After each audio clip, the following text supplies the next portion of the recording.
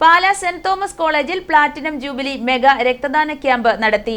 കോളേജിന്റെ 75ാം വാർഷികത്തിനോട് അനുബന്ധിച്ചുള്ള mega blood donation ക്യാമ്പിൽ 75 പേരുടെ രക്തദാനം നടന്നു. ഉദ്ഘാടനം MP ഫ്രാൻസിസ് ജോർജ് നിർവഹിച്ചു.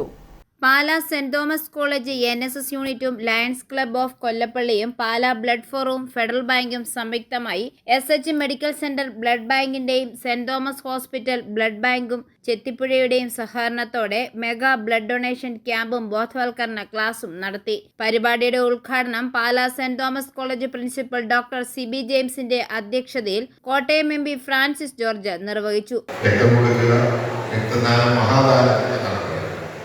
സ്വന്തം രക്തം മറ്റൊരാളുടെ ജീവൻ രക്ഷിക്കാനായിട്ട് കൊടുക്കുക എന്നുള്ളതിനേക്കാൾ വലിയ ഒരു കാരുണ്യ പ്രവർത്തനം നമുക്ക് എന്നാൽ വളരെ ബുദ്ധിമുട്ട് കൂടാതെ നമുക്ക് നടത്താൻ കഴിയുന്ന ഒരു പ്രവർത്തനമാണ്.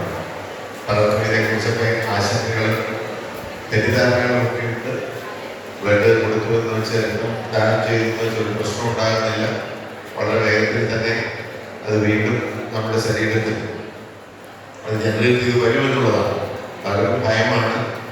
അങ്ങനെയൊക്കെയുള്ള സാഹചര്യങ്ങൾ കണ്ടിട്ടുണ്ട്. ഒട്ടും ഭയപ്പെടേണ്ട കാര്യമില്ല. എല്ലാ ഡോക്ടേഴ്സിനെ ചെക്ക് ചെയ്തിട്ടാണ് ഇത് ചെയ്യുന്നത്.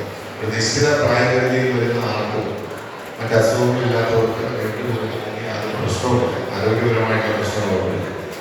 Lions chief project coordinator CB Mathew Plathottam മുഖ്യ പ്രഭാഷണവും Pala blood forum general convener Shibu Thekkemattam രക്തദാന സന്ദേശവും നടത്തി. Federal bank zonal head Nisha K. Das, Pala regional head Jayamol PG, regional chairman Biju RK, zone chairperson B. Haridas, club president Nixon K. Arakkal തുടങ്ങിയവർ ആശംസകൾ അർപ്പിച്ച് സംസാരിച്ചു. കോളേജിന്റെ 75ാം വാർഷികത്തിനോട് അനുബന്ധിച്ച് നടന്ന മെഗാ ബ്ലഡ് ഡൊണേഷൻ ക്യാമ്പിൽ 75 പേരുടെ രക്തം ദാനം ചെയ്തു. i4A news, Pala.